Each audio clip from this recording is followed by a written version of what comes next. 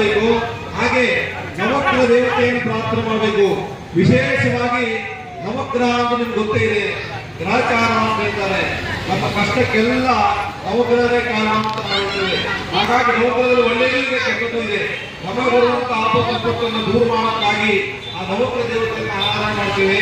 ಹಾಗಾಗಿ ವಿಶೇಷವಾಗಿ ಎಲ್ಲರೂ ನವಗ್ರಹ ದೇವರನ್ನು ಪ್ರಾರ್ಥನೆ ಮಾಡ್ಕೊಳ್ಳಿ. ಓಂ ನಮಃ ಸೂರ್ಯಾಯ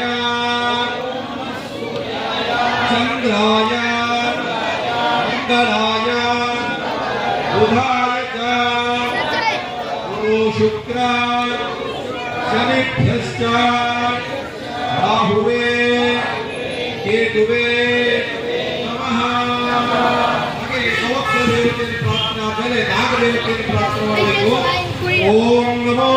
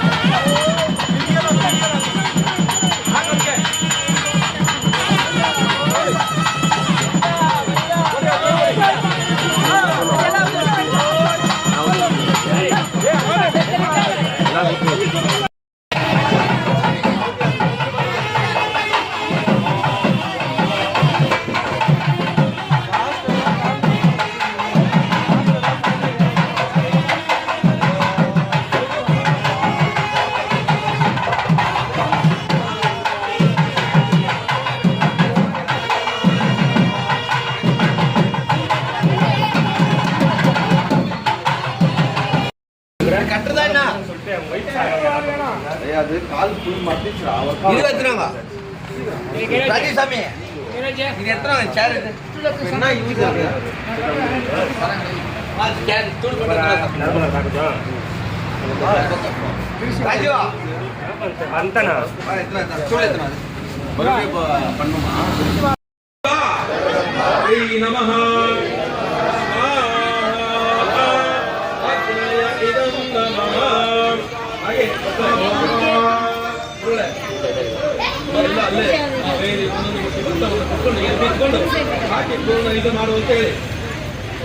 ಎಲ್ಲರೂ ಎದ್ದಿಟ್ಕೊಂಡ್ಬಿಡಿ ಅಲ್ಲಿ. ಮಾ ಎಲ್ಲರೂ ನಿಧಾನವಾಗಿ ನೋಡಿ, ನಿಧಾನ ಹಿಂದೆ ಕೆಲಸ ಇದೆ. ಹಾಗೆ ನೀವು ಎಲ್ಲೆಲ್ಲಿ ಕೂತಿದ್ರೆ ಹಾಗೆ ಎಲ್ಲ ಎದ್ದಿಟ್ಕೊಂಡ್ಬಿಡಿ, ಎಲ್ಲ ಎದ್ದಿಟ್ಕೊಂಡ್ಬಿಡಿ, ಎಲ್ಲ ಎದ್ದಿಟ್ಕೊಂಡು ನೋಡಿ. ಅಯ್ಯ ಮಾ ಮಾ ಎಲ್ಲರೂ ಭತ್ತ ಮಾ ಭತ್ತ ನಾನು ಹೇಳಿದ ಅರ್ಥ ಆಯ್ತಾ? ಅಪ್ಪ ಅಪ್ಪ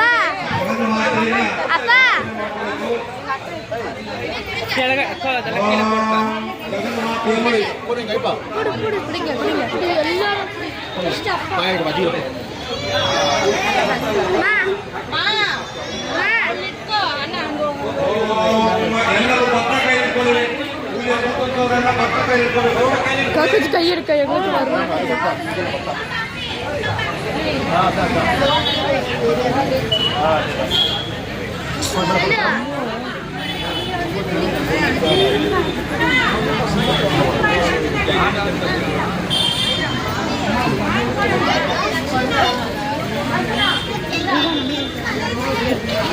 ಭತ್ತ ಕೈ ಹಿಡ್ಕೊಳ್ಳಿ.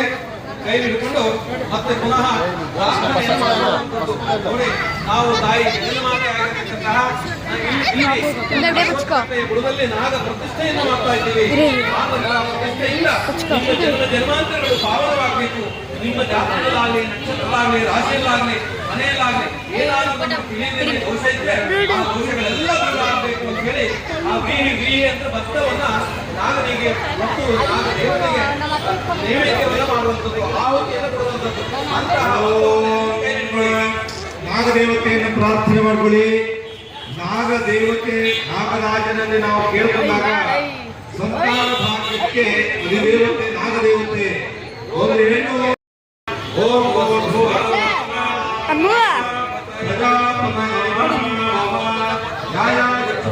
ನೀರ ಪುಡಿ ಅಪ್ಪದ ಎಲ್ಲರೂ ಎಲ್ಲರೂ ಮಾ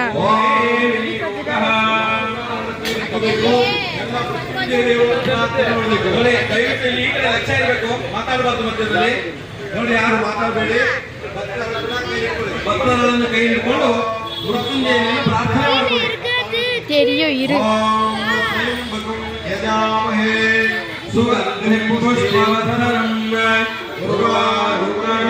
ಎಲ್ಲಾರು ತೆರೀರಾಗ ಬರ್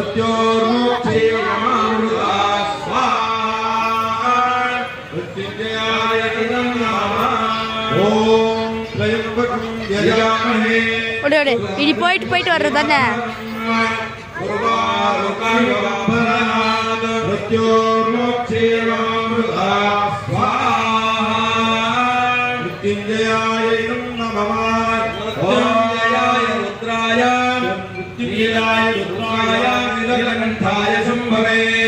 अमृतेजाय सर्वाय महादेवाय ते नमः स्वाहा।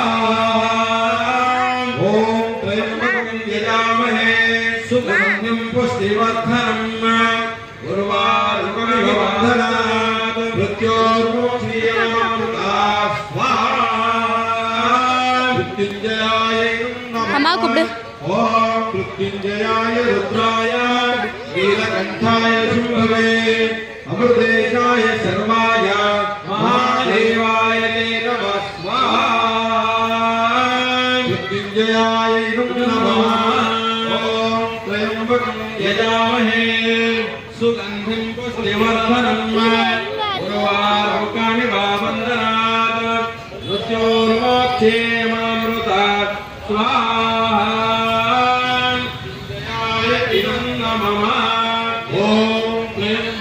यजामहे सुगन्धिं पुष्टिवर्धनम् उर्वारुकानि वा वन्दनात् मृत्योर्मोक्षेमामृतात् स्वाहा। ಹಾಗೆ ಸ್ವಲ್ಪ ಮಟ್ಟಿಗೆ ಕೈ ಹಿಡ್ಕೊಳ್ಳಿ. ನಿಮ್ಮ ನಿಮ್ಮ ಮನೆ ದೇವರನ್ನ ಮನಸ್ಸಲ್ಲಿ ಸ್ಮರಣೆ ಮಾಡ್ಕೊಳ್ಳಿ. ಮಾರಂತ ನಿರತ ಪ್ರಭೋ ಸಮೃದ್ಧಿಂ ಗುರು ಸರ್ವದಾ ಸ್ವಾಹಾ।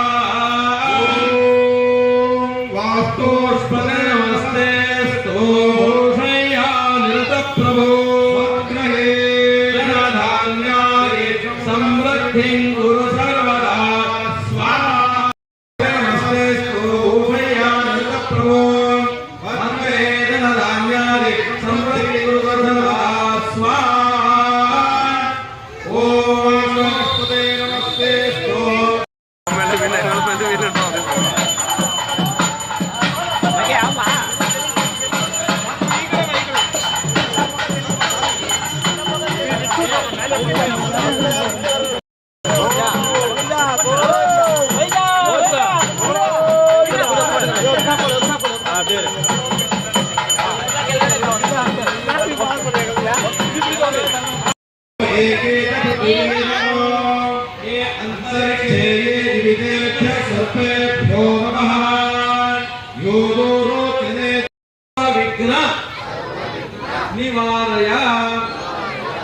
ಓಂ ಗಂ ಗಣಪತಯೇ ನಮಃ ಸ್ವಾಹಾ ಅಗ್ನಯ ಇದಂ ನಮಃ. ಹಾಗೆ ಮತ್ತೆ ಕೈಯಲ್ಲಿ ಇಟ್ಕೊಳ್ಳುವಂಥದ್ದು ನೋಡಿ. ನಿಮ್ಮ ಜಾತಕವನ್ನು ನೋಡಿದಾಗ ಕೆಲವು ಜನ ಹೇಳ್ತಾರೆ ನಿಮಗೆ ನಾಗದೋಷ ಇದೆ, ಪಿತೃದೋಷ ಇದೆ, ನೀವು ಹೋಗಿ ಅಥವಾ ಸುಕ್ಕೆ ಸುಬ್ರಹ್ಮಣ್ಯನ ಆರಾಧನೆ ಮಾಡಿ ಅಥವಾ ಶ್ರೀರಂಗಪಟ್ಟಣಕ್ಕೆ ಹೋಗಿ ತರ್ಪಣವನ್ನು ಕೊಡಿ ಅಥವಾ ಪಿಂಡ ಪ್ರದಾನವನ್ನು ಮಾಡಿ ನಿಮ್ಮಲ್ಲಿರ್ತಕ್ಕಂತಹ ಈ ಪಿತೃದೋಷಗಳನ್ನ ನಾಗದೋಷಗಳನ್ನೆಲ್ಲ ದೂರ ಮಾಡಿ ಅಂತ ಹೇಳ್ತಾರೆ ಅಲ್ವಾ.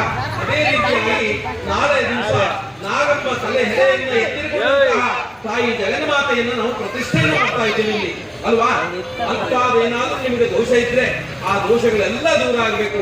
ಆ ಭಗವತಿಯ ಸ್ಮರಣೆಯಿಂದಲೇ ಎಲ್ಲ ಪಾಪಗಳು ದೂರವಾಗುತ್ತೆ ಅಂತ ಶಾಸ್ತ್ರ ಹೇಳುತ್ತೆ. ಅಂತಹ ಹೋಮವನ್ನು ನಾವು ಮಾಡ್ತಾ ಇದ್ದೇವೆ. ಮಾಡಿದಂತಹ ದಿಲೀಪ್ ಹೋಗೋದಂದ್ರೆ ಈ ಕಡೆಯಿಂದ ಹೋಗು.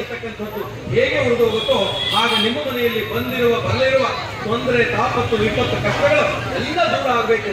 ಅಂತಹ ಯೋಗವನ್ನ, ಭಾಗ್ಯವನ್ನ ನಮಗೆ ನೀನು ಅನುಗ್ರಹಿಸು ಅಂತ ಹೇಳಿ ಮನಸ್ಸಿನಲ್ಲಿ ಪ್ರಾರ್ಥನೆಯನ್ನ ಮಾಡಿಕೊಂಡು ಎಲ್ಲರೂ ಆ ಅರಳನ್ನ ಕೈಲಿ ಇಟ್ಕೊಂಡು ಎಲ್ಲರೂ ಹೇಳಿ ಗತಂ ಪಾಪಂ ಗತಂ ದುಃಖಂ ಗತಂ ದಾರಿದ್ರ್ಯ ಏವಚ ಆಗತಾಃ ಸುಖ ಸಂಪತ್ತಿ ಪುಣ್ಯಾಂಶ್ಚ ತವ ದರ್ಶನ ಓಂ